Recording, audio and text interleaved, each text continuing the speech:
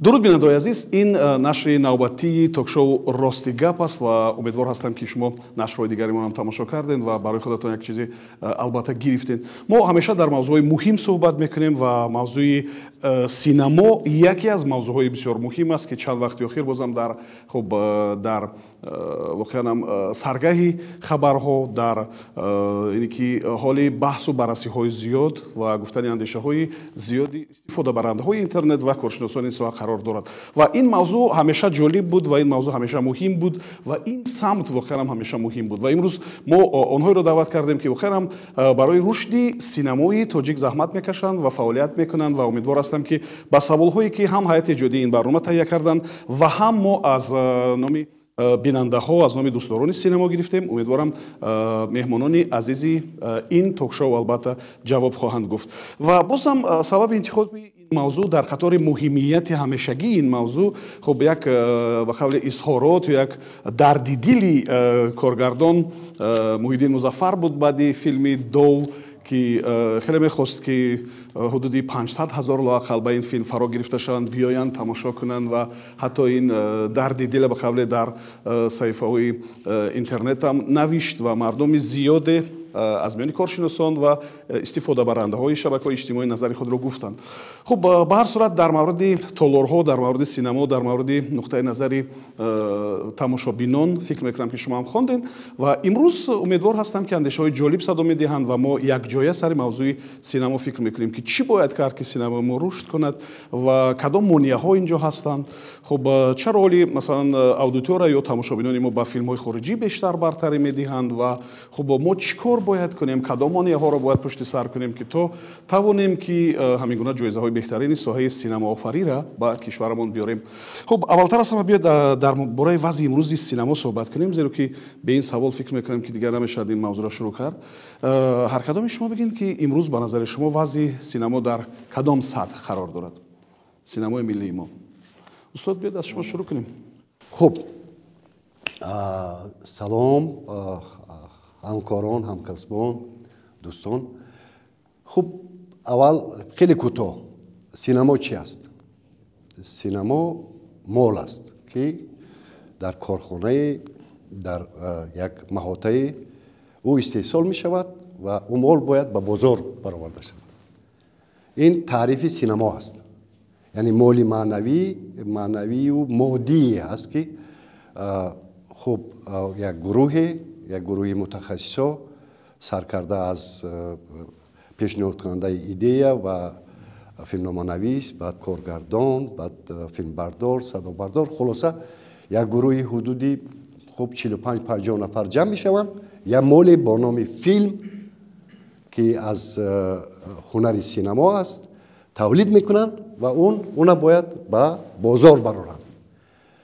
хуб чӣ аст? дар суханшон субҳонҷон дар сухани ифтитоҳишон гуфтанд ки хуб дар кадом сатҳ қарор дорад. хуб як доираи муайяни истеҳсолкунанда ё тавлидкунандаи филм дар бо шумули ҷавоное ки дар солҳои даврони истиқлолият ба камол расиданд, мактабҳои гуногуни синамоиро хатм карданд ва дар дохил ҳамчун ошиқи синамо ба синаморо оварданд ва ура аз пеши худ ва бо қувваи худ бо дониши худ фаро гирифтанд ва худшона унвон карданд муаллиф, коргардон, намедонам бахшҳои дигар ва ин кора анҷом медиҳанд ва мутаассифона чандон зиёд нестанд ва гумон мекунам ки панҷаҳои дасти ман 10 та аст, ҳамин 10 нафар аст. хуб зиёдтар шояд дар саросари ҷумҳурӣ. ва онҳо дар куҷо муттаҳид шуданд ва корхонаи онҳо куҷо аст? корхонаи онҳо Тоҷикфилм аст, корхонаи онҳо муассисаи давлатии ки сӯхт синамо дар назди вилоят, дастгоҳи вилоятӣ сӯхт ва аз он ҷумла Хатлон синамо ки дар назди дастгоҳи ҳукумати вилояти Хатлон ва дар паҳлӯи он муассисаи давлатии Тоҷикфилм ҳамин гуна сохторҳоро дар паҳлӯи онҳо эҷод кард вобаста ба имконоти худ. ва чанд нафаре ки дигаре ҳаст ки студиёи шахсӣ сохтанд бо гирифтани муҷаввиз ё литсензия یک مبلغ معین پرداخت کردن از کمیته تلویزیون این مجوز گرفتن من میتونم در سالهای قبل خیلی یک 10 تا بودن ولی من ارژنگ ارت ویژن میدونم که دلیرجان و اکمل حسنوف اونا تاسیس داده بودن و تا حال فعال است نمیدونم. خب بعد استودیوی سینما بود عابد حمیدوف یکی از سابقه‌داران سینما و پسرشون عالم جان حمیدوف که کارگرای سینما است. خب باز همتری خرد و ریزه چند چیزهای دیگر است. این تولید کننده های فیلم است تاج فیلم و اون کسایی که نامبر کردن. خب بیایم سری بازار چی است؟ بازار سینما.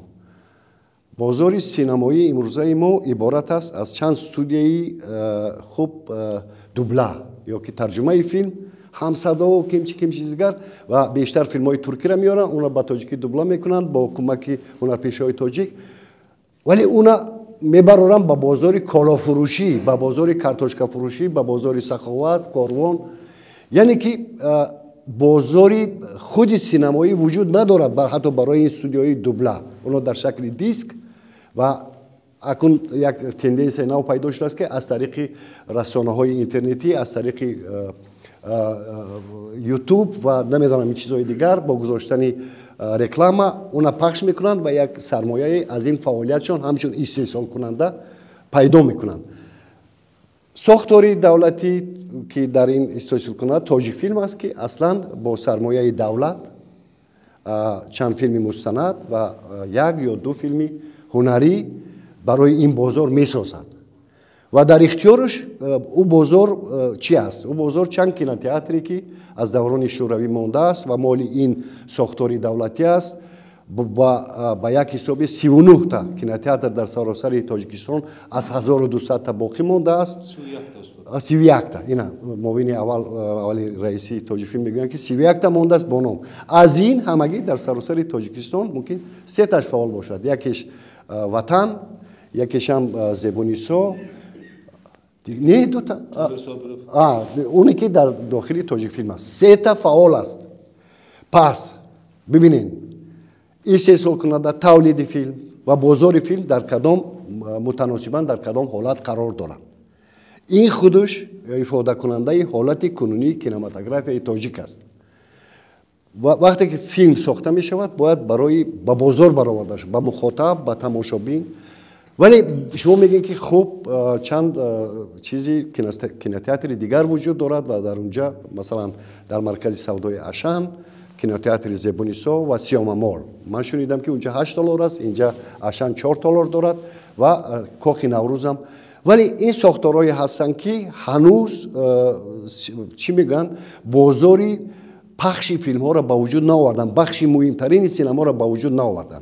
مثلا این چیزی که در اشان است $4 است این کاملا تجارت است در پهلوی او غذاهایی که در اشان میفروشند و مردم میرن برای خریدن کالا و نمیدونم شیرینی و چیزای روزگار با بچه هاشون میرن و میبینن که یک $4 است و پاپکورن میخرن و چیز دیگر و یک باره وقتشون میگذرونن و چند تنگه هم صرف میکنن ولی محصولات این $ها شما میبینین در ترغیباتشون کاملا فیلم های امریکایی و اروپایی و نمیدونم که فیلم های روسی است که کاملا فیلم تاجیکی نمایش نمیدن و در $3 ما که چی داریم در سال که 3 فیلم میبرونیم خب ما بیشتر بتونیم نخست نمایش جور میکنیم و محیدین هم به یاد آوردن که نخست نمایش هم در همون کاخ وطن کینوتئاتر وطن برگزار شد با که کاملا کینوتئاتر مدرن نیست و اون چیزی که مدرن است و میروند من شنیدم که قیمتی مثلا یک بلیت 150 سومون بلندترین در ویبزل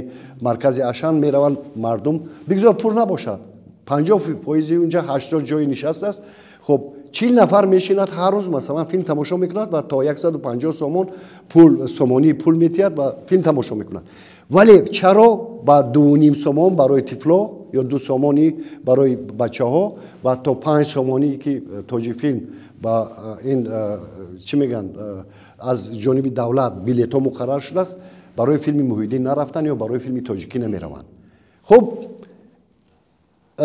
این چیز هم روشن شد. پس ما هم تولید کاملی فیلم نداریم یعنی که وقتی که در سال برای یک بازار داخلیمون فیلم تولید کردن نمیتوانیم و همون $3 که هست اون با طلبات موافق نیست، همون $3 قانع کردن نمیتونیم، کجا رود؟ بازار مثلا جهانی فیلم. ولی روی ما باز است که خوب اینجا کینوتئاتر نیست، کینوتئاتر در ازبکستان است، کینوتئاتر در قرقیزستان است، کینوتئاتر در روسیه است، در اروپا است، در آمریکا است. ولی چرا ما مالا اونجا فروخته نمیتونیم؟ پس معلوم می شود که سطح فیلم های ما سطح جهانی نیست، چون که مالا خریده نمیتونن، یا ما فروخته نمیتونیم یا فیلم ها در سطح جهانی نیست. خب این همین است حالت عمومی. یعنی که من خلاصه میکنم، یعنی که حالت کینماتوگرافی تاجیک تولید فیلم در حالتی نیست که مثلا سطح داخلی را قانع کند و سطح جهانی را قانع کند. و بخش مهمترین زمینه اساسی که برای تماشای فیلم، هنر فیلمسازی و سینما که باید مهیا باشد، آماده باشد، اونم وجود ندارد.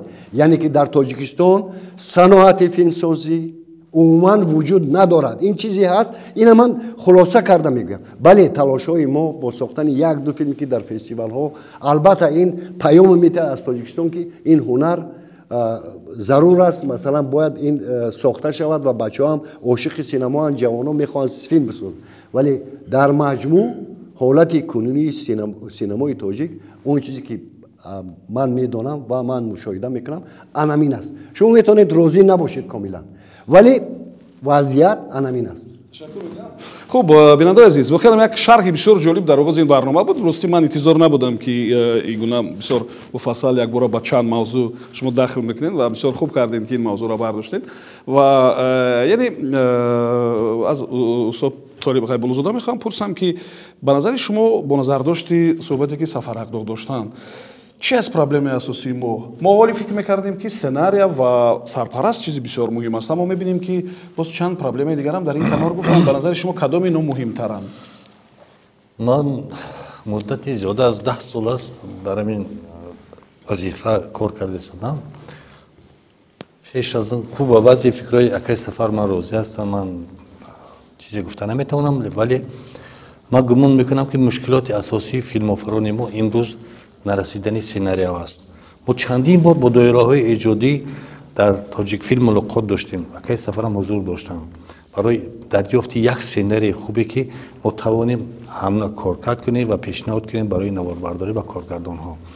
ما چندین مرتبه کارگردان ها دعوت کردیم، اونهایی که بغیر از تو در تاجیک فیلم کار میکنن دیگر هم از بیرون دعوت کردیم و خواهش کردیم که ایده داشته باشن، فکر داشته باشن، سیناری داشته باشن، پیشنهاد کنن و دلیر هم یک چی پیشنهاد کرده بودن، یک سیناری فانتاستیکی من در یاد دارم و در شورای حکومتی هم قبول شد، ولی در نوبت‌های منبعد به نظرم مصلحت هم شد و فیلم برداری باید شود.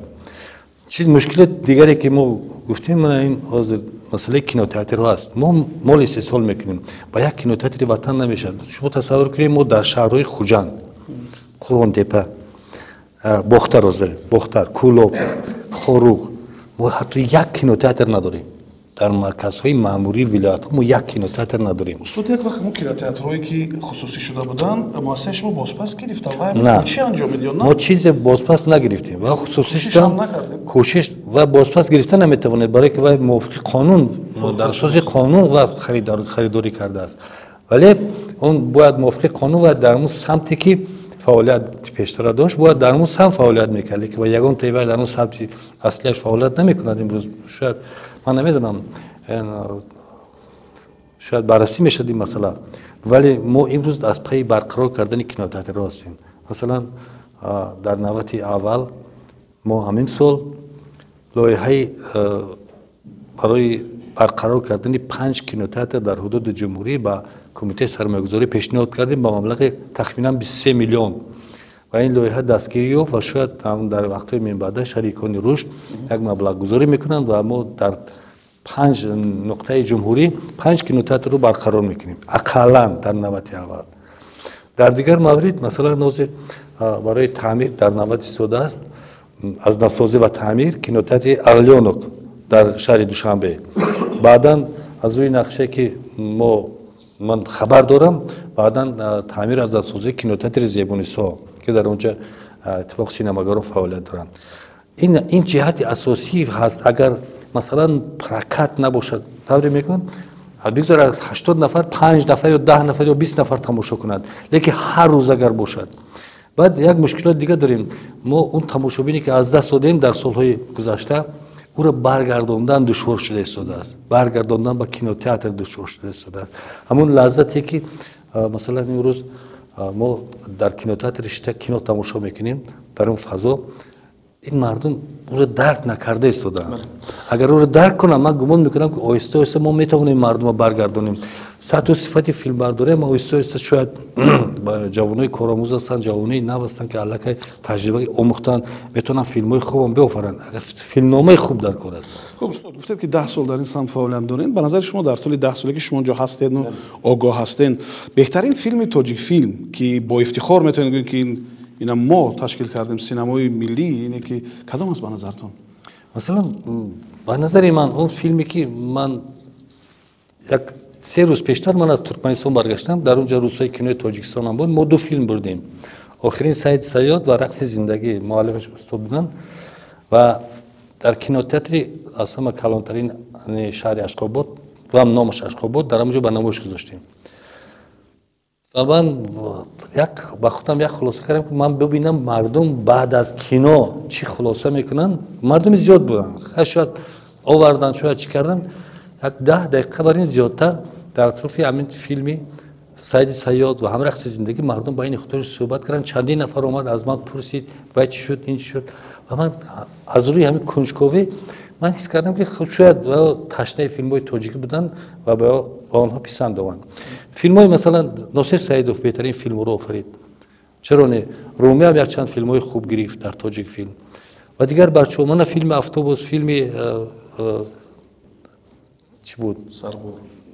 نه دالر سفر هوایی، فیلم‌های حجوی کمدینی و دیگر فیلم ها هستن. بچه ها کوشش دارن. بچه های آبی بود فیلم خوب که جایزه گرفت. آخرا مرزا شیرینوف در کینو فستیوال بین‌المللی قزان صاحب جایزه بهترین فیلم هنری کوتاه شد. بله این هستن. میخوام یه چیزی عریضه بتونم. ببینید بازم مفهوم سینما گفتم که مول است، مثل نونی گرم است. همین نونا بسیار 3 روز مونی مغار میبندن. نونا باید گرم بخوری. عمر یه فیلم حسابش دیگه 2 هفته یا 3 هفته. عمر یه فیلم وقتی که باید ختم کردی باید در بین 3 هفته باید همین گرم در سراسر کشور پهن کنی. بعدی که وای ایستو وای خنک میشود. ای مردم وای نونه غذای معنوی خنک میشود. بعدی که وای فیلم ساختی همین 3 هفته باید سراسر کشور در پخشش کنی.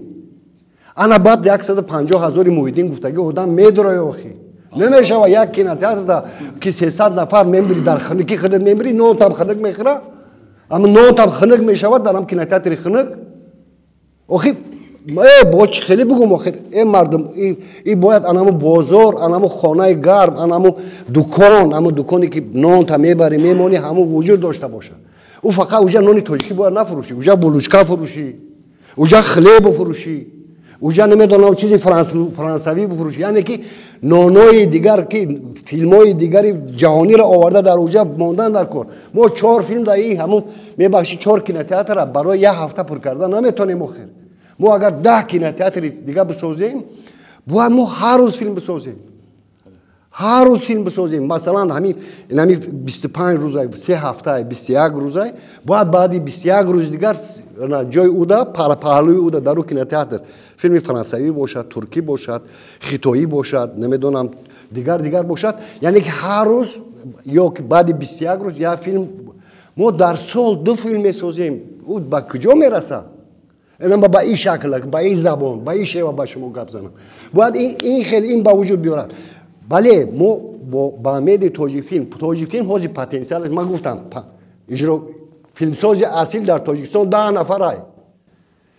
هر دوام میکنه کشتلی مرا بدونه 10 نفر زیاد 10 فیلم زیاد ساخته نمیتونه تاجیکستان، چون پتانسیل اقتصادیش، پتانسیل فنیش، تکنولوژیش نمیرسه. اون بچه‌ای که فیلم میسازن این چیز و همه قدر امکانات غنجایشش ظرفیت فیلمسازی تاجیکستان 10 فیلم زیاد نیست با 10 فیلم بازار ساختن نمیشود. ببینید با چیز دیگر میگم، برای که من گپامو میگم میرم با شما 2 ساعت چیز میکنیم متاسفانه. این و بخش دیگری مهمی که سینما را با پیش میرد ساختن سریال ها است. 30 سال گذشته است تا هنوز سریال ملی در تلویزیون های تاجیکستان وجود ندارد. تلویزیون های تاجیکستان با قاچاق فیلم های خارجی مشغولند. حقوق های مؤلفی تمام استودیوهای بین المللی زیر پا شدند. من اینا با تمام چیز میگم میرنجا نمیرشن، این قاچاقی است. هر چیزی که نشون میدن سریال و چیزو، ولی اون شرکت ها تیار هستند در دایره قانون با ما حتی به پول همون سریال هاشون بتاین که ما را تاجیک کنیم نمایش دیم. حتی همین چخیل می شود که یک شرکت تلویزیونی که نمایش های اوریجینالیش در یک سوتکه 24 ساعت نمایش میدهد، همگی 3 ساعت است. 3 ساعت پریداش اوریجینالی، دیگرش تکرار فیلم های تاجیکی که یک تنگه برای اون خرج نمیکنه.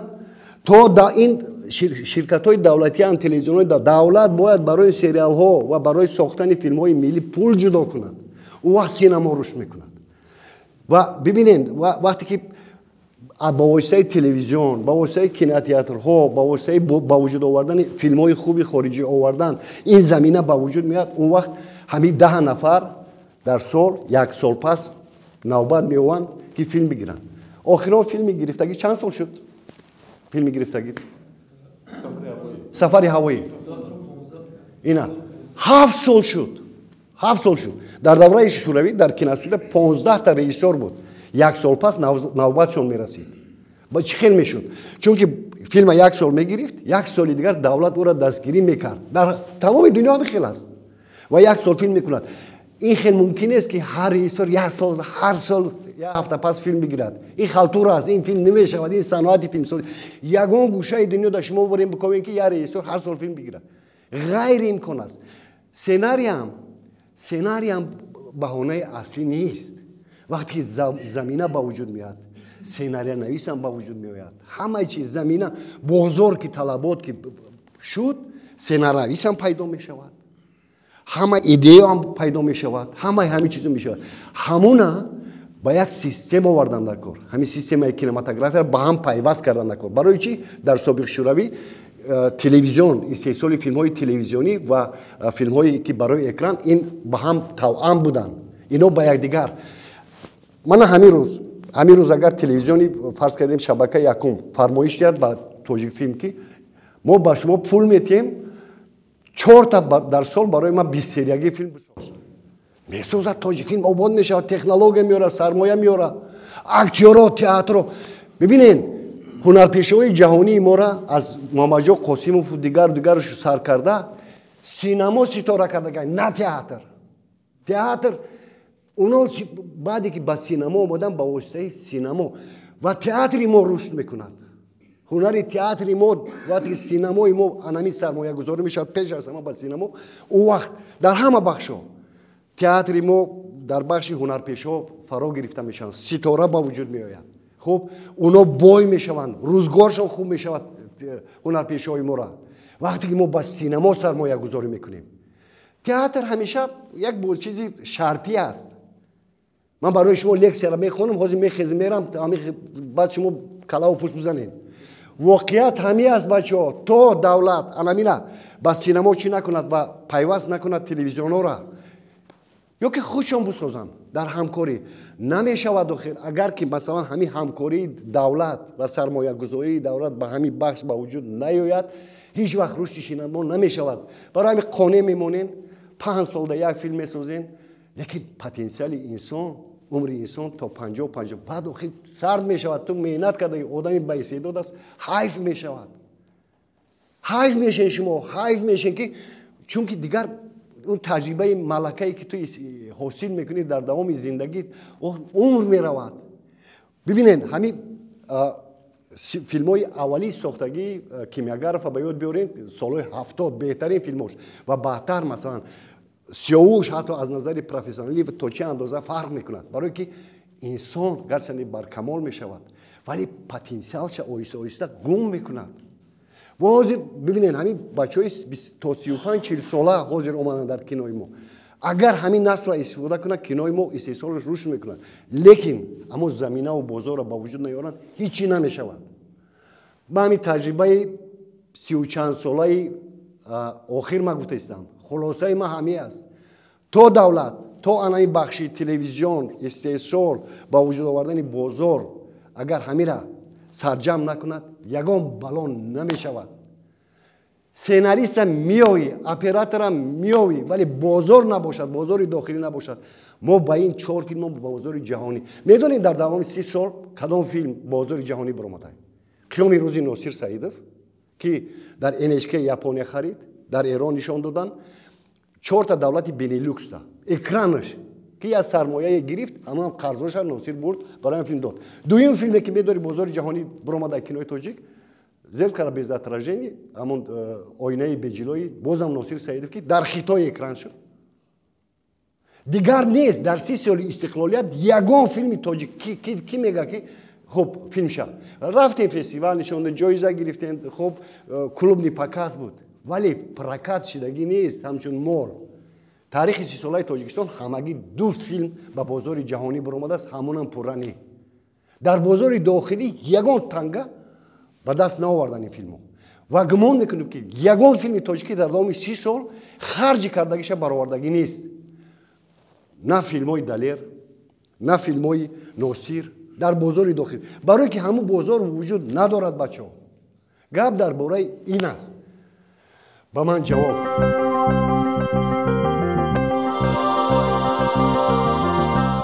خب бинандаи азиз устод Сафарҳақдод бо он ки кадом як ташвиши дигар доштанд бо гуфтани андешаҳошон ва мо имкони бештар додем ки андешаҳошонро баён кунанд ва ман аз устод Абулмуин Шарифиам мехоҳам хоҳиш кунам ки шумо ба андешаҳои устод Сафарҳақдод розӣ ҳастед ва буданд андешаҳое ки масалан шумо бо он розӣ шуда наметавонед؟ از اون چیزی که درد دل کردن 2 متخصص من در این ساحه متخصص نیستم اما در همین دیگ میجوشم خدا را شکر. اما اون چیزی که گفتن بنبست است. بنبستی واقعی است از همه جهت. ما این زمین نداریم نه به فیلم آفری ما زمین نداریم برای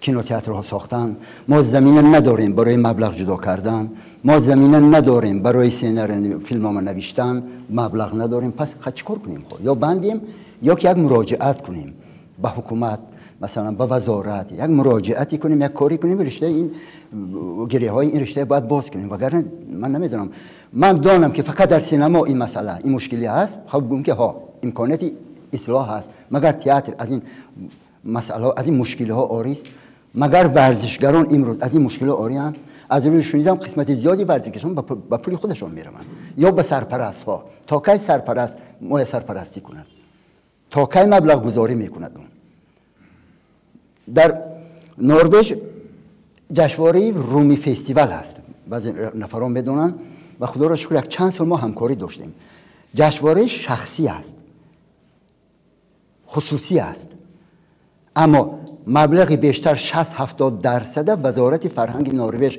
برای هر سالی که این جشنواره میگذرد جدا میکند که اون جشنواره خصوصی است بین المللی است.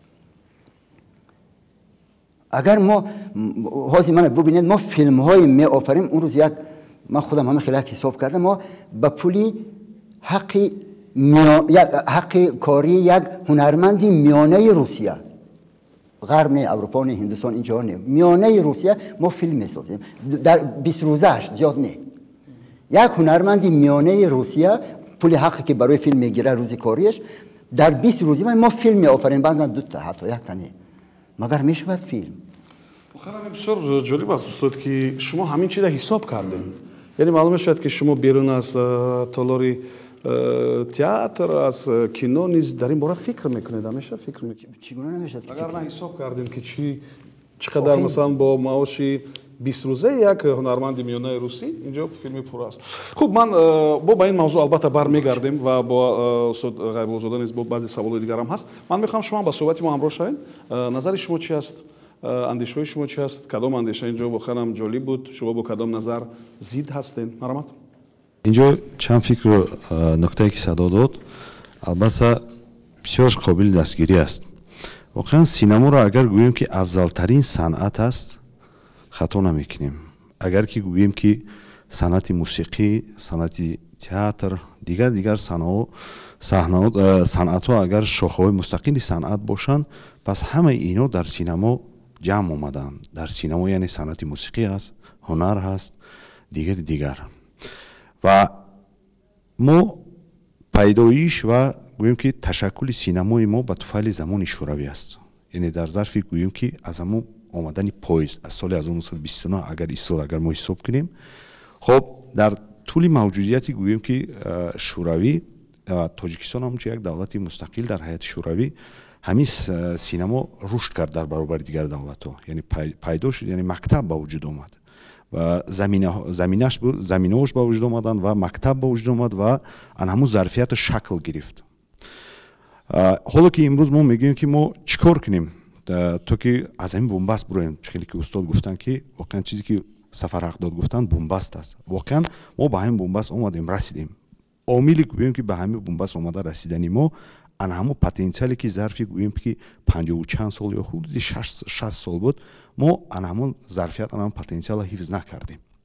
سر از سال 1997 وقتی که نهادهایی که فیلم می آفریدن شدن در تابعیت کمیته تلویزیون و رادیو. خب کینوستودیوی تاجیک فیلم همچون یک نهاد استحصال کننده کینو، خب همچون یک نهاد پخش کننده کارخانه واحدی تاجیک کینو. خب دیگر نهادی که گوییم که مسئول نگهداری کینوتئاترها بود، شماره‌اش هم گفتن که 1200 تا. امروز از خانه 1000 که بیرون بود شماره کینوتئاتر، امروز به 31 تا رسیدن کینوتئاترها، اینم خیلی موضوع نگرانی است. و یک پای دیگری گوییم که از بین رفتن این نهادهایی که ان همین ساحه را یک در کدام حالت است؟ درست، در حالت بسیار بد قرار ببینید که یعنی در حال سکرات قرار دارن. انم 31 تام در حال سکرات قرار دارد و همین در ظرف 20 سال با گوییم که تلاش های گوییم که بازم یک همون نماینده های ساحه که انگشتمار موندگیان تلاش کردن و نهاد کوشش کردن که از تابعیت تلویزیون برورن. در ظرف 20 سال کینوی تاجیک عموما ماهیتش گم کرد، رنگ تلویزیونی گرفت، برای که در حیات کمیته تلویزیون و رادیو همچون یک دندان زیادتی بود، یک انگشت زیادتی بود. این بود مناسبت. انا همین مناسبتی گوییم که ناعادلانه، انا همین مناسبتی گوییم که غیر حرفه‌ای باعث شد که انا همین پتانسیلی که طول 60-70 سال با خون دل چندین نسل ها از هم گوییم که هر یک نسل انتقال دهنده است در نوبت خود، یعنی دانشو از یک نسل به یک نسل، پتانسیل از یک نسل به یک نسل وقتی که آمد و انا همین 20 سال متاسفانه همش به بعد فنا رفت. امروز برای زمینه با وجود آوردن بازم چی وقت طلب میکند. قیمتترین سرمایه عمر انسان وقت است. ما بازم وقت میکنیم. وقتی که ما وقت صرف میکنیم و گوییم که مثل آب در هاون کوفتن است، همین خیلی میشود. و با فکر من برای گوییم که انا همین دوباره جانا کردن، دوباره احیا کردن این ساحه کینا، بازم چی؟ بازم شرایطی هر یک ساحه را قانون تنظیم میکنه. از نقطه نظر قانونی باید که عادی ترین شرایط باید که مهیا کرد. مثل که امروز در ساحه صاحبکاری ما امتیازا میتیم، همین گونه امتیازا ایجاد حقوقی باید که در ساحه کینو داده شود که یکی از گوییم که پرابلم های رقم یکش هم برای رشد نکردن ساحه های استودیوهای مستقل فیلم برداری این مجوز است. خب مجوز هم میدونیم که برای گرفتنش از کمیته تلویزیون و رادیو با چه مشکلی ها روبرو میشوند. این است. گرفتن اجازه نامه قدر دشوار است طوری که بچه‌ها میگن. واقعا من نمیدونم، من یگان وقت سرکاردار نشدم، لیکن این با دایرکتوری کمیته تلویزیون و رادیو است. ما قبلا طوری دولت ملک 4-5 سال پیش زیرتابع کمیته تلویزیون و رادیو بودیم، هم تاجیک کینو و هم تاجیک فیلم. و بعد از اون که با یک دستگیری جناب عالی پرزیدنت جمهوری تاجیکستان مؤسسه دولتی تاجیک فیلم تأسیس یافت و تاجیک کینو و تاجیک فیلم یک نهاد شد و تمام اون میراثی همون کینوتئاترهای میراثی تاجیک کینو بودن و همون احوال آمدگی از من سوال دادنی بودم که کی به همین احوال آورد. امروز بعضی امروز قهرمان تراشا هم هستن که خودشون قهرمان میتراشن، لیکن گناهکار اساسی هم هستن در تابعیت کمیته تلویزیون کردن کینوستودیا در فروختن کینوتئاترها در برهم دادن تکنیک و تکنولوژیا از امروز خودشون قهرمان میتراشن لیکن نمیکنن گناهی که بود گپ در سر اون که تمام اون اجازتنامه‌ای که مثلا برای فروش دیسک‌ها و دیگر نظارت و اجازتنامه برای بازی کامپیوتری به اختیار تاجیک فیلم گذاشت ولی دادن اجازتنامه برای ثبت فیلم در اختیار کمیته تلویزیون و رادیو موند. وقتی که ما مراجعت کردیم بارها گفتن که تا زمانی که قانون عوض نشود قانون کینو ما یک لایحه هم تیار کردیم این زمان و پیشنهاد میکنیم برای محاکمه برای بررسی. همین مشکلات هست که مثلا ساحه کینو رو ما راهبری میکنیم در جمهوری اجازه ویو میدیم. خب برای مثلا اجازت پخش فیلم ها یا ثبت فیلم ها این تصمیم از تاجیک فیلم بله یعنی که یک مقداری معانی مبلغ باید پرداخت کنن فیلم با قید بگیرن و معرفی کنن. این اون چیزی که مثلا اگنتی ضد انحصاری جمهوری معین کرده است و ما یگان دخالت نمیکنیم و به بودجه دولت میگذاره و میروند در اونجا مثلا فیلمشون نشون میدن با مدت 1 سال است یا چقدر است نمیدونم. خیلی واقعا این ترتیبات جوری شده است. یعنی این برای فیلموفران هیچ وزنی نمیارد مبلغ وزنی نیست. من گفتم 2000 3000 شاید باشه من انیق نمیدونم چند هزار است شاید 2 3000 باشد. خیلی اون کسی که مثلا قدرت فیلم آفری دارد میتواند 3000 پیدا کنه صرف کنه اجازت گیرد برای نمایش. خب من میخوام که بازم به شما سوال بدم. من از سطح فیلم های زمانی شوروی تاجیک فیلم آفریده بسیار سطحی بلند بودن تا رسیدن به فیلم های کوچگی و فیلم هایی که بلاگرها میآفرند این مایه نگرانی نیست. چرا ذوق مردم اینقدر پست شد؟ چرا مردم دیگه او فیلم ها را اینکه از ذوق بسیار بلندی که یک وقت فیلم های بسیار مشهوری که ما داشتیم از این ذوق پایین رفتن تا سطح فیلم های نمیدونم کدام یک بلاگر این مایه نگرانی است؟ به نظر شما چرا ذوق مردم اینقدر پست شد؟ برای ذوق مردم بلند کردن فکر میکنم که یعنی ما از مردم هنرمندا چه سینما آفران باشند چه نمیدونم فیلم آفران باشند باید که یک چند قدم پیش باشه. یعنی مردم باید که نظرش به پیشتر و پیشتر ما برده رسانیم. اما اون چیزی که شما گفتید امروز چرا فیلم هایی که بلاگرها میگیرن بعد خیلی تماشابین زیاد هم دارد. یعنی اینا فکر میکنم که مردم حاضر در همون روندی دیدی بلاگرها شاید یک 80% مردم یعنی در همون روند قرار دارند. وقتی که میبینند چیزی که کمک مطابق است با زندگیش یعنی پسندش میشد معقول میداند همونه. و من زید تا به امروز یعنی زید بودم زید هستم از اونی که هنرمندان حرفه‌ای با عزت نفس یگان بلاگرها نمیرسند. یعنی با بلاگرها همکاری میکنند. میدونم کینوی تاجیک یعنی مبلغش اصلا فکر میکنم سبب اساسی این در نبودن مبلغ است جدا نشدن مبلغ است. حاضر میگویند که سناریو نویس نیست هستند انگشت شمارند. یکی باید موافق قضا آن چیزی که حکومت جدا میکند هست همه سال مبلغ هست به مبلغ از درید که نسود بیرون برآمده نمیشود. یکی وای معیار دارد میدونم یعنی مبلغ هست مبلغ ناچیز چیزی که حاضر اکای عبدالمومین گفتند یعنی 20 روزه حتی هنرمندای ما وقتی که روسیه میروند برای همکاری کردن برای نقش آفری کردن 1 روزه کارشان $500 است. 1 روزه کارشان $500 که این خیلی خیلی خیلی کم است. اگر هنرمند روس اونجا نقش آفری کند زیادتر است. هنرمند تاجیک اما برای ما هنرمندای تاجیک فکر میکنیم که این خیلی مبلغ یعنی شکرانه میگیم حتی با 200-300 سامانی که امروز مثلا سطح دولتی کینو برای ما میتید یا 500 سامان هزاران بار شکر میگوییم حتی راضی هستیم. یعنی یک چند فیلم به مبلغ هم نقش بازیدیم، نقش آفریدیم. برای چی؟ وقتی که سناریو پسند میآید، وقتی که کارگردانی خوب است، وقتی که میخوای که یک سهم خودت در همین ساحه گذاری، یعنی نامت میدونی که فیلم دولتی است، فیلم تاجیکی است، یعنی بعد مرده رفتنت شاید نبیره ها توی طریق اکران ببینن. یعنی یکی از اون هنرمندان من هستم که من همه وقت راضی هستم فقط با کارگردانی خوب، با سناریوی خوب، با مبلغ ناچیز. یعنی هیچ وقت من مبلغ از یگان نفر از هنرم بالاتر نموندم، اما جایش هست که مبلغ خیلی کار حل میکند، خیلی نقش زیاد میبازد در زندگی هر یک هنرمند.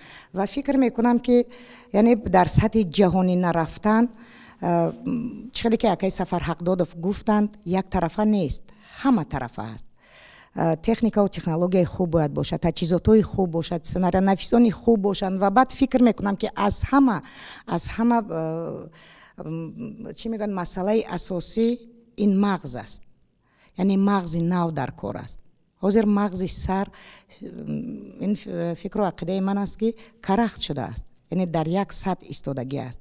منم همون فیلمایی که نقش آفریدم نگاه میکنم کجا یک نوآوری دارد، اما اون نوآوری که باید جهانی باشد اون نوآوری نیست. خوب تشکر میگم استاد. منم خانه شما و استاد عبدالمومن، ما خوب شما مثلا تحلیل کردید، مقایسه میکنید حق زحمت هنرمند تاجیک یا هنرمند روس، این قبول است. شما یک بار میتونید مقایسه کنید که اون فیلمی که هنرمند روس نقش میآفرد بودجهش چقدر است؟ مقایسه کردن میتونید؟ نه. بودجه دولتی روسیه در یک سال چقدر است؟ دولت تاجیکستان چقدر است؟ ما مؤسسه دولتی هستیم و بودجه دولت ما مبلغ میگیریم. اون چیزی که میگیریم ما در اساس همون تقسیم میکنیم با این کارگردان، با این کارگردان، با این کارگردان که فیلمش اقلا گیرد، اقلا بیکار نمانند. استاد عزیز، اگر مخفی نباشد همون مبلغی از همه کلانی که برای گرفتن یک سینما صرف با یک فیلم در سینمای ملی صرف شد چقدر است اگر مخفی نباشد؟ هیچ، چرا مخفی؟ اون چیزی که هست و در محاسبات هست، ما یگون چیزی نمیکنیم. مثلا سال 2015 بود که یونس یوسفوف فیلمی کلانترین خودش گرفت، مرگ بیگناه، قریب 2 میلیون صرف شده بود. 2 میلیون سومانی. بله، غیر از اون تکنیک و غیر از اون چیزی که بود، غیر از سرپرستا بودن و هم 6 قسم فیلم تلویزیونی شد و یک فیلم کلانی برای پرکات بود. یعنی از فیلم هایی که استاد سفر حقداد گفتند که جهانی شدند و چی نمایش شدن، بودجهش از اون فیلم ها زیادتر بود نه؟ نه. مثلا من یاد دارم فیلم آینه بجلو بودجهش تقریبا تا 1 میلیون سومان بود. تا 1 میلیون سومان. بله. خب استاد محمد طبری میخوام به صحبت ما همراه شوم. در مورد تئاتر گفتن و استاد هم یک چیز اشاره کردن که هنرمند اولی بیشتر سینما معرفی میکند. خب و این فکر میکنم که چون شما داننده بسیار خوبی تئاتر هم هستین، به سینما هم توجه خاصه دارین، نظر شما چی است وابسته به موضوعی که اینجا مطرح شدن، وابسته به ذوق، وابسته به مشکلاتی که پیش روی تئاتر و سینما است؟ گپ در سر اون است که ما امروز نمیتوانیم خودمون با کشورهای حتی همسایه همان وضع مالیوی و اقتصادی و معنوی و فرهنگی همان را مقایسه کنیم. برای چی؟ خب ما امروز از این اندیشه خیلی سوء استفاده میکنیم که ما جنگ شهروندی اثر گذراندیم و با خسارات زیادی نه تنها مالی و جانی بلکه معنوی نیز به ما رساند. ما حاضرم از اون چیز بیرون نشدیم و خصوصا خلاص ما در همین وضعیتی که حالا قرار داریم به همین وضع آمده رسیدیم و امروز مثلا جستن گناهکاران و یک کس عیبدار کردن این تنها به ضرر کار ما است. ما باید اندیشه کنیم که از همین وضعیت چگونه برآییم، چیکار کنیم که واقعا هم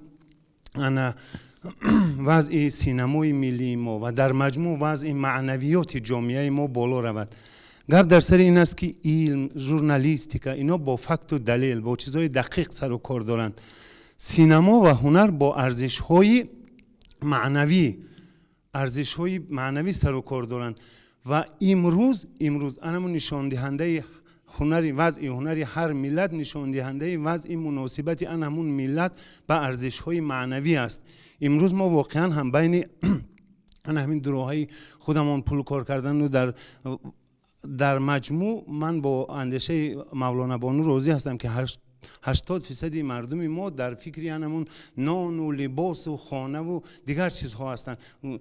اگر ملت بیدار باشد، ملت خودش در از پس اندیشه والا، احساساتی والا باشد، از طلب میکند از خودی اهل هنرش، از اهل زیایش طلب میکند که همین چیزا برگرداند. و یک چیز دیگری که بسیار به من ناخوشایند است این است که ما تا حاضر انا اینش دولتی، انا اینش غیر دولتی، انا اینش مبلغ گذار، ما در سطح ملی اندیشه کردن فکر نکردیم. همون مبلغ گذاری وطنی ما هم تاجیک است آخه. همون استودیو هایی که غیر دولتی هستند همون هم تاجیک هستند و ما باید به اونا برای همون کاری مثلا بگذار از لحاظ کسبی بسیار پست هم که کرده ایستاده باشن از اونا تشکر کنیم و به اونها کمک رسانیم که سطح بهشون بلند شود. خیلی گپ بسیار است. من بسیار میخواستم که در سطح جمهوری یک برنامه دولتی رشد فرهنگ دهات قبول کرده شود. یکم چون که در دهات ما مکتب های نقد ساخته ایستادن، بنگاه های طبی ساخته ایستادن برای اون که ما بازار سینمایی ما، بازار فرهنگ ما به وجود آوریم. تئاتر ما مجبور شده در دهات رفته در مسجد نمایش نشان ندهد، باید مؤسسه های فرهنگی دهات وای کرده شود، فعال باشد، برقرار کرده شود. اینجا این اندیشه من خیلی نیست که باید این حتما دولت کند و حتما از بودجه جمهوری شود، باید مردم محل هم در این چیز سهم گذارند. دومش این که ما امروز نیاز به غیر از اون مبلغ، این چیز مسلم است که حکومت ما به همین ساحه ما همون قدر مبلغ جدا میکند که امکان دارد. به غیر از این از حساب دیگر سپانسرها یک فوندی مخصوصی تأسیس داده شود که به طریق گرانت ها به این یا اون هنرمند که میداند که پتانسیل دارد، ایده های خوب دارد، مبلغ های علاوگی جدا کرده شود که اونا فیلم های خوبشون گیرند، نه که از تاجیک فیلم مبلغ و امکانیت انتظار نشود و طریق همین گرانت های و خارجی نه و یکی از حساب دولت و از حساب دیگر چی میگن فوندی از این حساب وای کنن، من فکر میکنم که ما رشد میکنیم. خب من میخوام دیگران با صحبت همراه شوند و اینجا ما در سه قسم این صحبت را به نقشه گرفته بودیم. قسم اول این وضع امروزی سینما بود و قسمت دوم این مشکلاتی که مانع میشود برای رشد سینما و ما خب آهسته با قسمت دوم هم گذاشتیم. چرا ما مثلا مبلغ‌های سرپرستان را جلب نکنیم؟ شاید دلیل شما جواب میدین. چرا مثلا در برابر اون که ما درباره مبلغ گذاری دولتی صحبت داریم، درباره مثلا مبلغ هایی که با این مؤسسه دولتی جدا میشود، چرا ما سرپرستان رو جلب نکنیم؟ چرا ما اونا رو مجبور نکنیم یا وادار نکنیم که اونا هم فهمند که کینو این درآمدناک است، میتواند منفعت بیارد؟ تشکر. چقدر که سفر گفتن درباره بازار سینما، این خیلی موضوع مهم است که برای که مثلا من کمی تجربه دارم با همکاری با سرپرستان. باور میکنید با کدام شرکت های هستن که مبلغ هم دارن و بعضی وقت اون صرف میکنن مبلغ خودشون با چیزایی که مثلا او خریدنانسی چقدر کینو دارد خیلی نمیارن، اما باوری کنوندن اونو رو خیلی دشوار است. اونو باور نمیکنن که مثلا اگر که با مثال فیلم خودت سرمایه گذاران مبلغ جدا کنن، یگون افکت میشود از سینمای تو، از فیلم تو، برای که خیلی کم در دل یک سفر بود گپوی درست گفت که بزرگ نیست. مثلا شرکت من یگون 20 شرکت شاید 30 شرکت رفته بودم، یک لایحه داریم اول حالا بنابر نگرفتیم، نقل میکنیم، پرزنتاسیون میکنیم و گوش میکنیم عجیب با فیلم خوب میشود، اما اونو در آینده نمیبینند که این از فیلم خودت اینو چی فایده میبینند، برای که بیزنس فقط فکر فایده رو میدوند. دولت میتواند دستگیری کند برای رشد سینما، برای رشد دولت و دیگر چیزا، اما بیزنسمن اون فقط فکر پول میکند و وای که بدوند که از فیلم خودت هیچ فایده نشود. در کینوتئاتر مثلا این همین به نزدیکی فیلم دو خیلی فیلم خوب است، من مخلص همین فیلم هستم، لیکن چقدر که مؤلف همین فیلم نوشته که تماشابین قریب که نرفت، خیلی کم بود تماشابین. اینا مثلا صاحبکار فکر میکند مثلا من فیلم پول دادم برای فیلم، چرا تماشابین نرفت؟ تماشابین که نرود دیگه چی فایده برای صاحبکار؟ باوری ندارن. ҳамун тамошобин масалан филмҳои туркиро хона мешинанд тамошо мекунанд, ҳар ҳафта аз бозорҳо мехаранд ва чӣ сир аст инҷо ки масалан филми шуморо барои мисол филми дуконе ки бисёр аҷоиб аст ина намехаранд масалан ё ки агар шумо хостен бифурӯшед ба назартон мехаранд?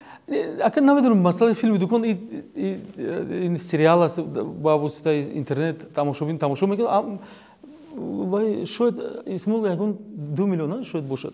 Не тамошобин ҳаст, тамошо мекунад, аммо умуман барои рушди синема муҳит даркор аст.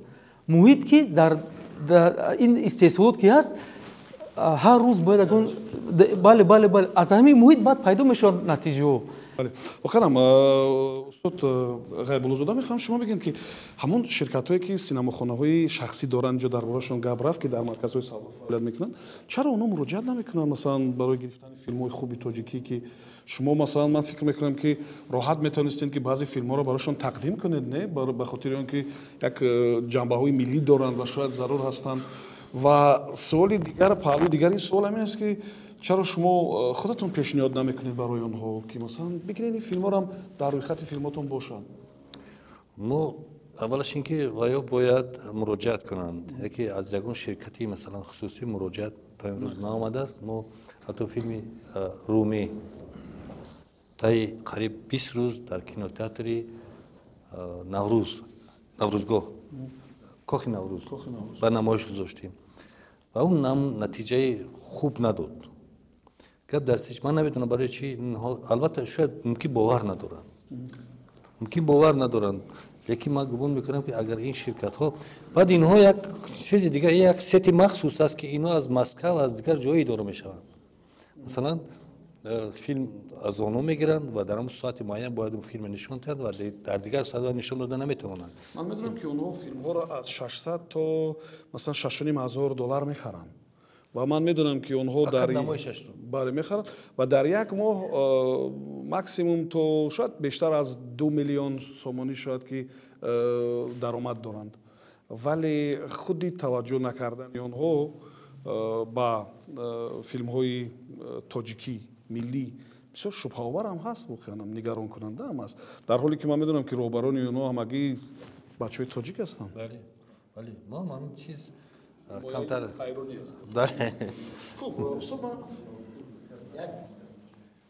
گفتیم آدم ملت قوم به همه چی عادت میکنند، با عادت های پستنی حتی با آدم کشم عادت میکنند و عادت میرود. یک عادتی در ما پیدا شده است. مثلا فیلم های تاجیکی نمیبینند مگر فیلم های خارجی میبینند. روزهای فیلم های آلمان، لهستان، روسیه، ایران، هندوستان، افغانستان، قرقیزستان، قزاقستان همین ها شد. شما بینید بجز روزی افتتاح و اختتام دیگر اونا به هر حال فیلمای اونقدر بدشون آوردن، یکی فیلمای خوبشون آوردن، اونا نمیخوان که در نظیر خارج بله. و ببینید چندین فیلم همون بودم من بجز 10 12 11 9 نفر نیست هیچ کس. سفر حق دوست زلفیه که همراه مجبورن بیچاره از مکتب ها برای عیب است. مکتب بچه های اجبارا می آوردن تالار رو پر کنن. حتی من نشد، من هم مقاله هم نوشته بودم که اگر 20% فرهنگ‌های تاجیکستان به این فیلم ها میبودن تالار پر میشد، می اومدن تالار زیبونیسو پر میشد. یک چیزی هست مثلا امروز مثلا اونقدر که دستاوردی که تئاتر دارد 10%ش تا حال سینما نکرده است. تئاتر خدا را شکر قریب حدودی 100 جایزه و دیپلم ها و تندیس های بین المللی آورد، حدودی شاید زیادتر، و حدودی 5-6 شاه جایزه های با نفوذترین جشنواره بین المللی آورد، اما نمی آیند. و اون همون نمایش هایی که در چندین جشنواره های بین المللی جایزه گرفت و آمد مردم نمی آیند. این یک چیزی است که باید حل کرد، این مسئله باید روشن کرد. بله ما یا مثلا مگر عیب نیست که در قوم 9 میلیونت بهترین کتابا از 1900 زیاد چاپ نشود چون نمیخوانند مردم. این باید سری این مسئله این یک راست تلخ است، باید یک کاری کرد. من راضی ام دلر میگه که اون تاجر فایدهش به نظر میگیرد. دولت باید همون تاجرای هوسمند کند. مثلا دیگر دولت ها هم همین خیل تاجر پول نمیدهد، اونا از انداز آزاد میکنه دولت، یک کاری دیگر میکنه، یک کمک دیگر میکنه که به فرهنگ، به هستیش، به اصلش اون دقت دهد. یعنی باید این کارو باز کرد. درست است. خب من میخوام شما هم با صحبت همراه شوین. خواهش میکنم. من میگم سینمانویز نیست. хорошо سینمانویز نیست. آخه ما یگان سیستم هم نداریم که سینمانویز بیاید مثلا با تاجیک فیلم مهاجرت کنه سیناری مرحمت خونید. مثلا یگان چیکار کنید. سیستمی که نیست مثلا ما نمیدونیم یک سال دا چند فیلم میتونیم براریم. ما میدونیم ما نمیدونیم همین رو. افسوس.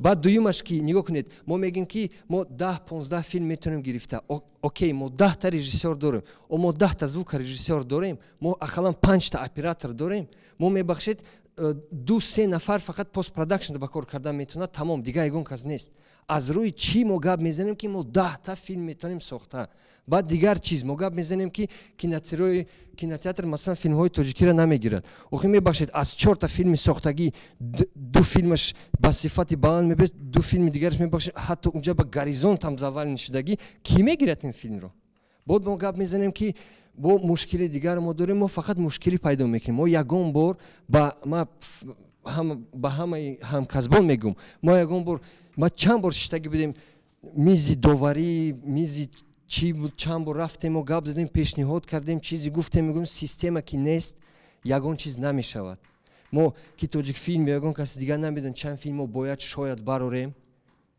چند تا باید که نمایش رود چند تا باید که سناریو نویسد چند تا باید که استحصال شود ما این چیز رو نمیدونیم اول وقتی که ما این چیز رو فهمیم بدونیم بعد ما میدونیم چقدر مبلغ داره و چقدر فیلم گپ در مبلغ نیست گپ در مبلغ نیست گپ در اون کی من سیستم را میگم хорошо سناریو نه 10 سناریو ماه سپتامبر اومد کدومش انتخاب میکنم از 10 تا سناریو من با نظر вообще к примеру میگم برای که شما در داخل کی نیستید در داخل چی من نیستم در داخل کیناستودیو با نیستم توغری اما نه تنها کیناستودیو باید فیلم رو بسازن توغری خیلی دیگران من با دیگران کار ندارم من آخه ما میگیم رشد کینو ما اینجا نشستیم رشد کیناستودیو تنها گپ زدیم ما باید شستیم رشد کینوی عمومی کیناستودیو هم استحصال میکند دویمش که مثلا نمایش میکند همکاری افسوس همکاری هم کم هست مبین کیناستودیو مبین کیناترها مبین تلویزیون ها ما همین اول اگر شما میدونید ما باید تقدر شینیم همه کسا مثلا یگان راهش یابیم شما میگید که شما میدونید آخه معلش من نمیدونم من گفتم پیشکی من گفتم که ما فقط با فکرای خودمون گپ زدن میتونیم ما یگان نه استاتستیک عمومی داریم نه نمیدونیم که چی ما در کار است کدام چیز در کار هست چیز در کار نیست سلام اسماعیل استاد جواب دارین برای من با اسماعیل علاقه فکرم گفتم که مثلا ما هر سال پیش از آغاز سال نو نقشه میگیریم ما مثلا من 24 دکبر این سال پیچینگ اعلام کردیم سینر جمع میکنیم ما اعلان میتیم توسط 24 دکبر مرحمت بیان اشتراک کنن حمایت کنن ما در سال آینده علاقه مبلغ گذاری سر میشد ما میتونیم از ابتدای سال علاقه همون لایحه‌ای که قبول میشد یک شورای بسیار واحد نو تشکیل کردیم ما میبینن میخونن اگر قبول دارن مرحمت مشکل نداره 4 فیلم میگیریم 3 فیلم میگیریم یا 2 فیلم میگیریم همه سال استاتستیکا میشد بعضی حالاتایی میشد که ممکن سناریو خیلی که با دلیر رخ داد مبلغی زیاد طلب میکند ما یا مبلغ با یک رژیسور دادن نمیتونیم با دیگر رژیسور باید فیلم فرادخی در یک سال اینا ما با حساب میگیریم همین مثلا دلیر مبلغ هم جدا شده بود یک قسم دیگه گفتن خاص سرپرست پیدا کنن بعد فیلمش رو میگیرم خیلی بود گفتگو هم خیلی بود نه من فهمیدم نه جوی بحث است این صحبت آزاد است من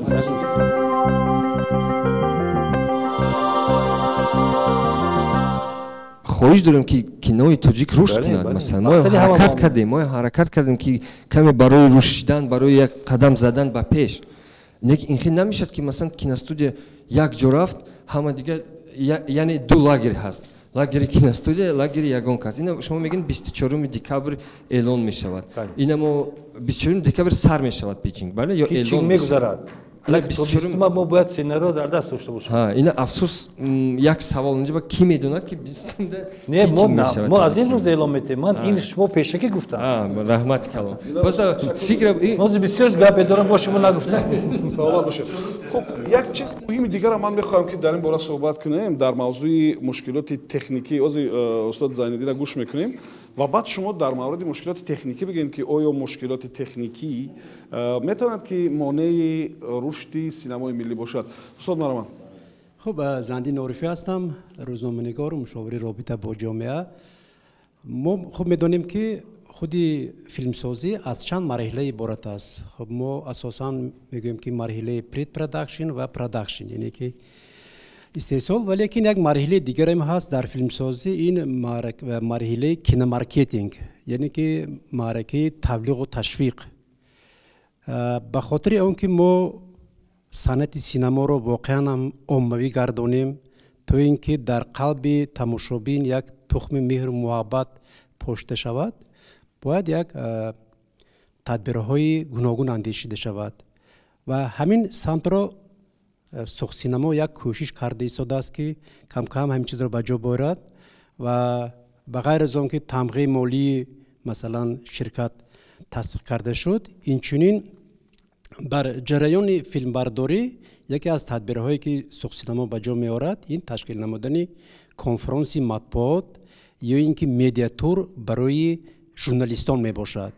یعنی که این با این مقصد ما چی میخوایم؟ یعنی که ما میخوایم که خود اون نفرایی که فرض کنیم که درباره کینو مینویسن خودشون با میدان نوار مثلا تشریف آورند، چگونه فیلم به نوار گرفته می شود، با کدام زحمت آفریده می شود، آن را تماشا کنند و بعد درباره فیلم نویسند. یا چیزی دیگر مثلا ما میخوایم که مثلا میگیم که رشد سیاحی، برای چی در ما فرض کنیم که کینو توریسم نیست، سینما سیاحی. فرض کنیم که ما میدونیم که بسیار فیلم های ما در گرد و اطراف تاجیکستان به نوار گرفته می شود.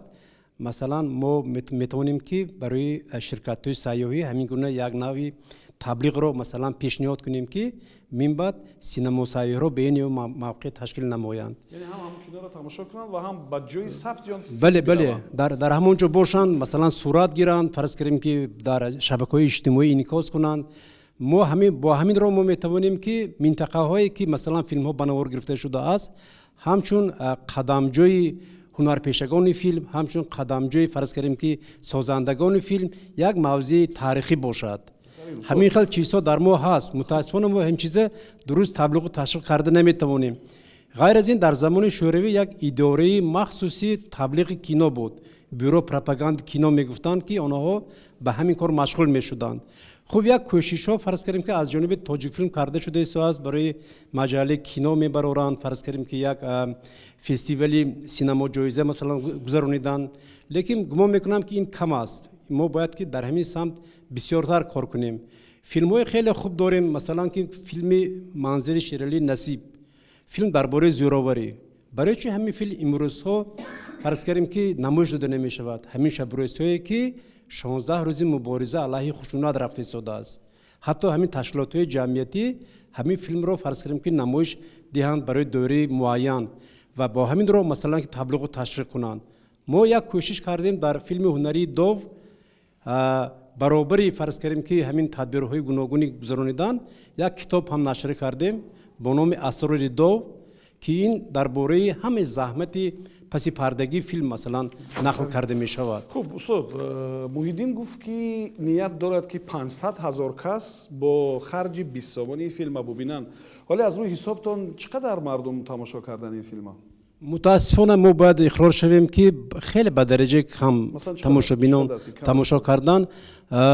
من حاضر آمار دقیق رو گفته نمیتوانم، فقط میدانم که فقط در نخست نمایش ها یعنی که تالارها پر بودند. بعد از اون که نخست نمایش ها فرض کنیم که گذشت، البته تالارها همگی فرض کنیم که 10-12 نفر تماشابین داشت که البته این خراجات فیلم رو پوشانده نمیتواند و البته اینجا با سبک فیلم هم البته ارتباط دارد، یعنی که این فیلم ارت هاوس است، فیلم مؤلفه است و دایره شاید که محدود تماشابین دارد، یعنی که تماشابینان اینتלקتوال آن را باید که تماشا کرده هضم کرده توانند. از بس که ما مثلا در بین مردم بسیارتر فرهنگی کنسرتروی رو مثلا تبلیغ و تشویق کردیم مردم بسیارتر میخواد که با تماشای کنسرت رود و حافظهای تماشا کند برآمدشه و این کنسرت رو با فونوگرام گوش میکنه. بله مثلا و چی همه کانتنت های فرض کردیم که خیلی ضعیف ذوقی مردم رو نیست کاهش داده است، مخصوصا جوانان رو کند کرده است و اونها فرض کردیم که برای تماشای فیلم های هنری بلند مضمون آماده نیستند، اون را هضم کرده نمیتوانند و به همین خاطر هم ما بینیم که در فرض کردیم که فیلم های خارجی را تماشا میکنند، فرسش فرض کردیم که دیگر فیلم ها رو برای اون که در اون فیلم ها قریب که 80% بودجه فیلم فقط برای مارکتینگ روان کرده شده است. حتی از حساب مارکتینگ همون فیلم کینوتئاترهای نو میسازند که مردم برای تماشای همون فیلم هدایت سازند. سلامت باشید استاد. خب برمیگردیم سر موضوع فنی، مشکلات فنی. شاید اکای بولهای شما چیزی میگین؟ من وقتی که فیلم میگیرین تکنیک را چیکار پیدا میکنین؟ و آیا نبودن مثلا تکنیکای نوترین میتواند که یکی از مانعهای رشد نکردن سینما شود؟ اگر بگیریم من که خودم در مؤسسه دولتی تاجیک فیلم فعالیت میکنم و اون تکنولوژی که امروز در مؤسسه هست فکر میکنم که جوابگوی طلبات جهانی هم دارد و اگر بگیریم از یک کمی هم اگر گوییم که یعنی سالشون هم رفته است خطا نمیکنیم به خاطر که امروز باید اگر ما خواهیم که هم قدم زمانه باشیم با اون تکنولوژی سینمایی که امروز در جهان میگیرن از جمله اون ویرتوال استودیوها میگن و اون دستگاه های تنظیم میگن و دستگاه های نواربرداری و صدا و یعنی که تجهیزات های روشن دهنده و یعنی که زیاد هستند. ما نمیتوانیم بگیم که نه ما یعنی که کمبودی ها نداریم. کمبودی ها بعد چخیلی که این برادرمون هم گفتن از جهتی که نه تنها امروز کارگردان های خیلی مثال اون نفرهایی که با کوت های پرزیدنتی و دانشگاه های مثال بیرون از تاجیکستان رو ختم نمودن و امروز در مؤسسه فعالیت میکنن، ولی در پهلوی اونها یعنی که باید نواربرداری حرفه‌ای باشد، در پهلوی کارگردان صدابرداری حرفه‌ای باشد، در پهلوی کارگردان رسامی حرفه‌ای باشد، اون دکور میگن که با دکور سر و کار بگیرد، پردازگرها باید باشند. یعنی که خیلی ما نیاز داریم هم از جهت تکنیک و هم از جهت فنی و دیگر. فکر میکنم مشکلی اول یعنی که پرابلم همه وقت نه تنها در تاجیکستان در تمام دنیا این فیلم نامه است. وقتی که فیلم نامه اگر خوب باشد فکر میکنم که تکنیکای خوب هم پیدا می شود، مبلغ هم پیدا می شود و اون هنرمندای ما امروز هنرمندایی داریم که هنرمندای ما در سطح جهانی هستند، فقط با هنرمندا کار کردن در کار. فکر میکنم که اگر ما همه از یک گریبان سر براریم و فکر فرهنگ ملی، فکر سینما، فکر تئاتر را کنیم، فکر میکنم که اون وقت باز تاجیکستان ما در تمام دنیا باز شناخته می شود. تشکر میگم. خب من بسیار میخوام که با سوالی که بعدی است بسیار کوتاه جواب بدیم و اینجا درباره مبلغ گذاری دولتی گفتن. عموما دولت و حکومت برای سینماگران، برای شما یعنی چیکار باید کند؟ با چی امتیاز بدهد؟ چیکار کند که شما فکر میکنید که بعدی اون البته ما رشد میکنیم؟ چیکار؟ خب البته سوال بسیار با مورد است و واقعا برای گویم که رشد سینما هر یک گفتیم که هر یک ساحه زمینه حقوقی دارد. خب چکلی گفتن اکای طالب هم که قانون ساحوی یعنی قانون درباره کینو یاد ندارم که باری آخرین کی تغییر الهوا شده بود. بنابراین ضرورت پیش اومد که امروز تغییر الهوا که چی لایحه نوی قانون قبول شود. خب اینم اقدامی سری وقتی است. خب خوب میشد که در برابر همون گروه کاری که از حساب کارمندای گویم که خیلی ساحه هستند از بیرون نیز متخصصا جلب شوند و فکر و ملاحظه‌های اونها جلب به نظر گرفته شود تا که لایحه مکمل پیشنهاد شود. چون ما از تجربه واقف هستیم که چون یک لایحه، یک سند، یک قانون، یک لایحه قانون وقتی که پیشنهاد میشود قبول میشود، خب خود این یک مرحله طولانی است. ما بعدی قبولش میبینیم که چی کمبودی دارد. برای اصلاح کمبودیش قانون طرفش برای آیین‌نامه یک ساختار یک کارخانه تغییر دادن خیلی زحمت میکشیم. خیلی مشکل است، مرکب است. به همین خاطر زمینه حقوقیش انا همین یک بسیار شرایط مساعد است برای گوییم که شرایط خوب فراهم آوردن. بعدن یک سوال دیگه داشتم با اکای طالب. خب ما کینستودیوی تاجیک فیلم همچون یک نهاد مستقل که سر سال 2017 علاقه مؤسسه مستقلی ایجادی شد. علاقه 5 سال گذشت. خب بعدی گوییم که 20 سال زیر تابعیت کمیته تلویزیون بدن. وقتی که ساحه مستقل شد تمام مشکلی روی آب خیست. سر از نرسایی انا همون گوییم که سیناریا و دیگر مشکلات فنی و بعدا متخصص. خب میگن که دنیا را 3 چیز اداره میکند، یعنی پول، کادر، اطلاعات.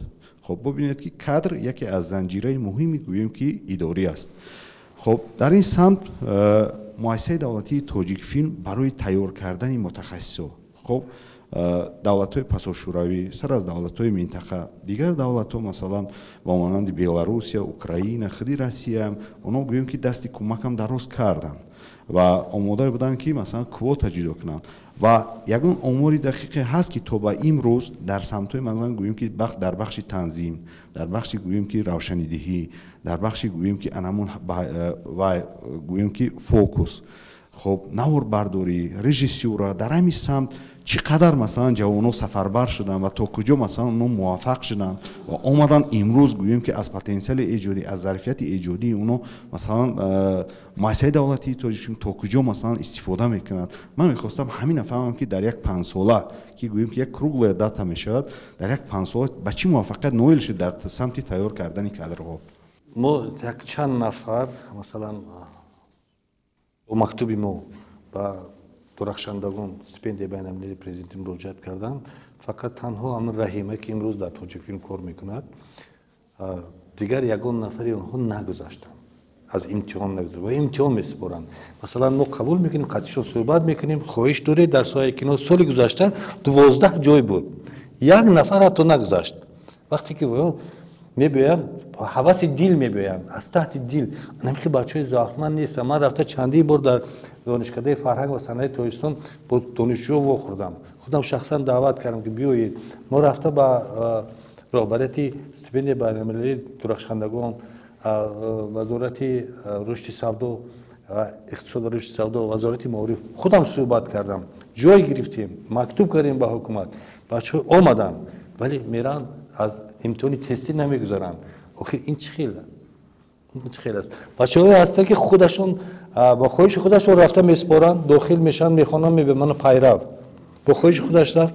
انا امروز در تاجیک فیلم ما امکانات دادیم یک فیلمی کاری دیپلمش گرفته شده است و همین خیلی است. من یک خوشخبر دیگه در خاتمه در مورد فنی گفته شما، ما در حقیقت از امروز تکنیک ما تکنیک بهترین بود تا این زمانه و حال هم هست و برنامه رشد کینو شوم دیروز یعنی 29 نوامبر از طرف حکومت جمهوری تاجیکستان قبول کرده شد برای 5 سال آینده و این برنامه خیلی فراخ است و در خریداری تکنیک‌های بهترین در نظر داشته شده است تا نقلیاتی مثلا چی میگن کوری، مثلا گرین واگن در اونجا در نظر شده، دستگاه‌های بلندترین نواربرداری، تنظیمگاه‌ها، روشنی دهنده، ثبت صدا و گمان می‌کنم در سال‌های می‌آینده ما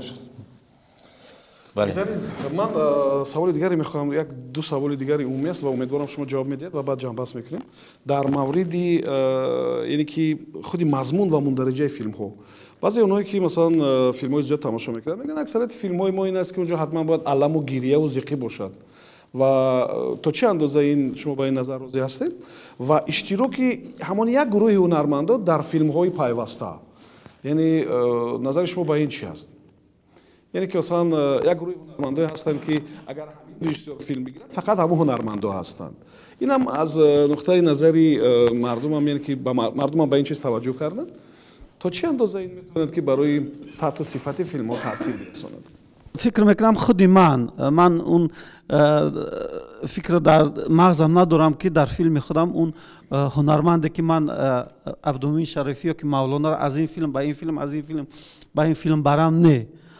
وقتی که من در وقت همون فیلم نامه رو مطالعه کردن خواندن من در همونجا هنرمندان میبینم اون هنرمندا که همون obraz و خاراکتری با همون راست میاد اگر که مولانا راست بیاد اگر که عبدالمعین راست بیاد برای چی من خودم فریب کنم یعنی که من موافق ان همون امکانی ان همون فهمیش خودم که در همون نقش میبینم من دعوت میکنم همون هنرمند رو و هستن که امروز خیلی که گفتن که سینما علاقه صنعت شده است با فروش دیگر و پرودیوسر ها میتوانند که پیشنهاد کنند به کارگردان و پرودیوسر میاد میگه که من مبلغ را پرودیوسر پیدا کردم میخوام که مولانا در نقش اول باشد یعنی اینجا شما اندیشه رو به نظر میگیرید بله اندیشه رو به نظر میگیریم برای که آخه این پرودیوسر از گپ اول گپ پرودیوسر اول کارگردان دارد مثلا جای خچت دارد لیکن با پرودیوسر یعنی گپ حل کننده رو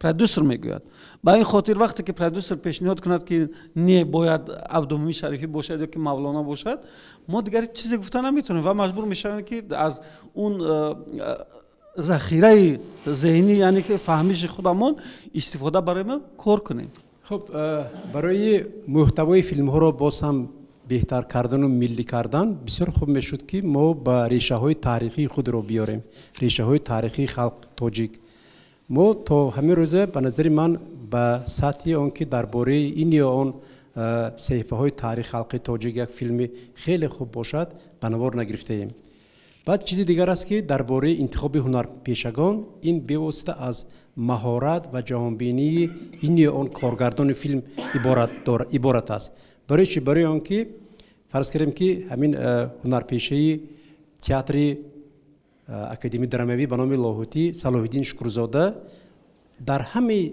فیلم های سینمای ملی نقش ملیسه را اجرا میکرد و دو این در همین گریمیورش حتی لباس ملیسه میستاد و اگر یگان لحظه که با ملیسه باشد اگر حتما کارگردان ها همه دعوت میکردند لیکن در فیلم دو محیدین مظفر توانست که قالب شکنی کند از یک هنرپیشه که فرض کنیم که به یک نقش فرض کنیم که جزئی بند بود به نقش مرکزی گرفته آورده به یک فیلم خیلی خوب فرض کنیم که او را در نقش مرکزی آفرد و صاحب جایزه بهترین نقش مردانه در جایزه سینمای فیلم ملی گردید برای همین هم گمان میکنم که بسیار چیز وابسته است از کارگردان فیلم بیشترین تشکر میگم خب در مورد فیلم های تاریخی استاد من تا جای آگاه هستم از شبکه‌های اجتماعی میبینیم در سوق هم یک همین گونه فیلم ثبت میشه سامانیان نام داره یا تاجیکان نام داره نمیدونم شما در این باره آگاه هستین نه ما در این باره آگاه نیستیم ما عموما نه کسی سناریوی این فیلم نام را خونده است نه کسی به او اجازه ثبت داده است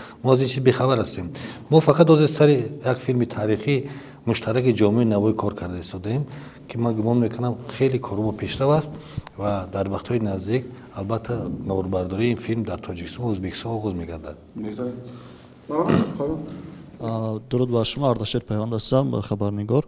ببینید ما اینجا اطراف بسیار مسائل ها صحبت کردیم ولی راه حل رو نگفتیم شاید گفته باشم یک اشاره هایی بود ولی مثلا برنامه رشد کینو طور طالب غیب‌الله اشاره کردم گفتم برای 5 سال آینده قبول شد برنامه های قبلی که ما داشتیم هرچند که مثلا مبلغ گذاری هست از سرچشمه از 3 منبع است مثلا دولت است خب سرمایه گذار است و درآمدهای مؤسسه دولتی تاجیک فیلم ولی هر فیلم ما اطراف تاجیک فیلم نمیرود در مجموع سینما میرود که ببینید وقتی که ما میگیم که زمینه برای رشد سینما زمینه رو ما با وجود نآوردیم متاسفانه بالاتر اشاره شد که برای مثلا تولید یک فیلم موادهای اودیویزیالی مجوزی 3 سال این گونه بگیم که محتوا لازم است که کمیته تلویزیون و رادیو اونا برای شما میدهد ولی وقتی که یک سینماگر یک کارگردان